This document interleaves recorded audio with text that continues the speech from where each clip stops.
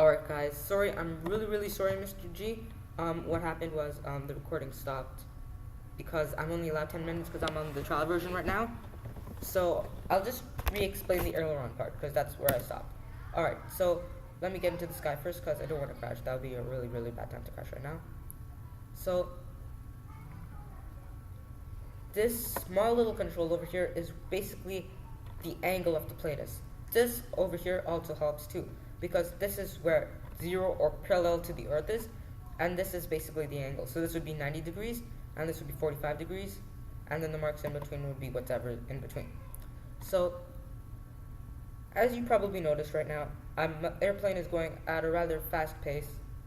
So, why the airplane can move really rapidly and bank so efficiently is because it has two forces that are forcing it in the exact same way.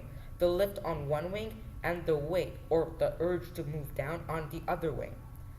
Because both of these forces are equal, but because both of these forces are working in the similar direction to push the airplane in one way, that's the reason why it can move so efficiently.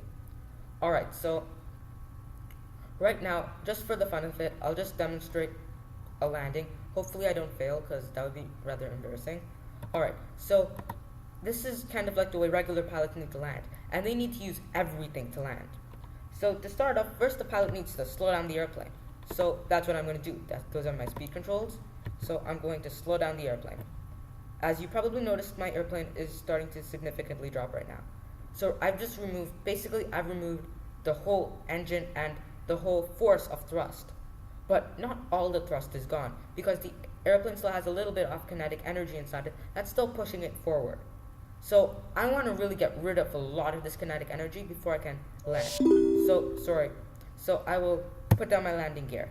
Because the landing gear is rather significantly big, what happens is it creates a lot of air resistance on the airplane. So I'm going to lift up a little bit. So right now, another thing that can significantly slow down the airplane is flaps. Although flaps are inclined to push the airplane up, you probably noticed that my airplane is slowing down a lot faster now. So this is basically as slow as I can make the airplane go. I'll leave it to drag and wait to let the airplane slow down now.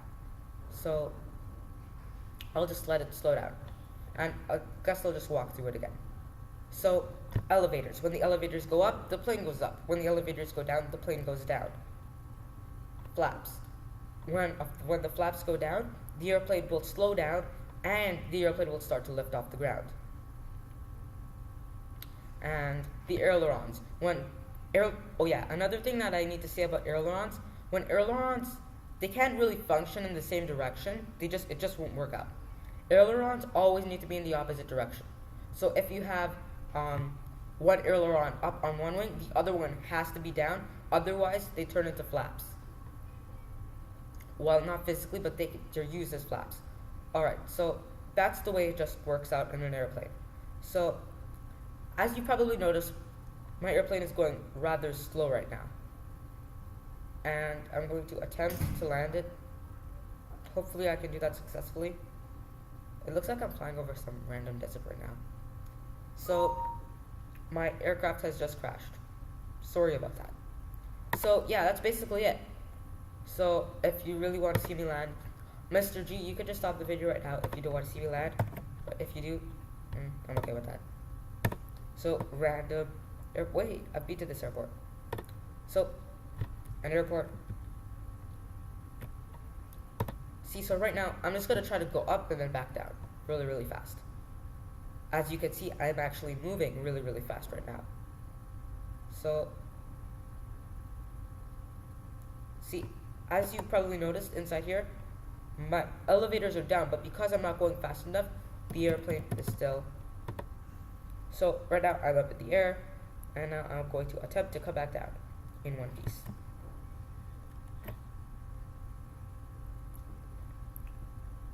Alright, so slowly getting control.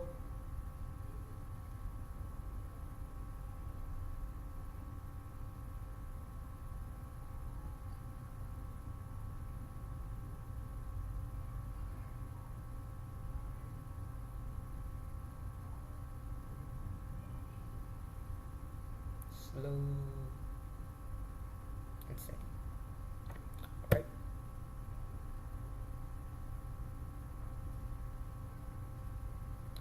So I have touched down officially, as you can confer with the altitude. And right now I'm just hitting off the brakes, just to slow down the process. As you can notice, when I only hit the right brake, my plate slowly starts to go because only one is braking and the other one is not, causing it to go at an angle. So yes, slow it down. See, turn the opposite direction. And see, braking, and I have successfully landed. So yeah, this is basically all the flaps. So again, I'll run through it without the airplane. Well, I'll just do it further. Okay. Alright, so elevators. When they're up, plane goes up. When they're down, plane goes down. Ailerons, opposite directions, always. And when one is up, naturally the other one is down, causing the airplane to bank. And, sorry about that. Flaps. When the flaps go down, it causes two reactions. One is more drag, and the other one is more lift. And there's one that I didn't really talk about that much. And this one is the rudder. In fact, I completely forgot about this one. This is the rudder. This small little control at the bottom, sorry, I completely forgot about this, so it's a good thing I'll demonstrate it now. What the rudder does is, ships have rudders and plates.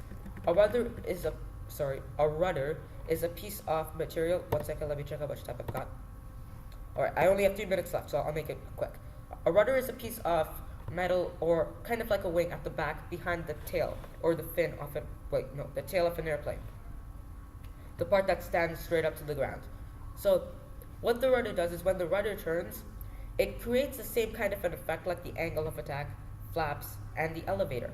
Except what it does is it creates it sideways. And because it creates it sideways, what happens is the plane is forced to move in that particular direction. Sorry, crashed again. So, okay, no, I won't crash. So, as you can notice right now, when I turn my rudder in a direction, let me figure out which direction I just turned it. So when I turn my rudder left, if you're looking towards the back of the airplane, if I turn it left, the airplane will go left. And if I turn it right, the airplane will go right. And, sorry, this reaction is the same way as the elevator and the other surface flaps of the airplane work. And it's just the way that it works and the way it functions. This is actually vital for turning, because, here, I'll demonstrate it. Because the rudder can turn the airplane better than the ailerons.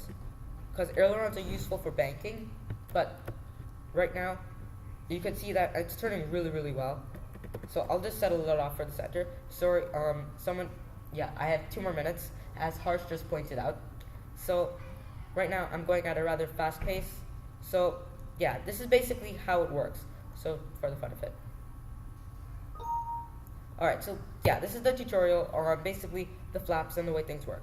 And just in case you want to know, this is on Google Earth's Flight Simulator. It's really, really good. Especially if you want to learn how to fly. Yes, thank you.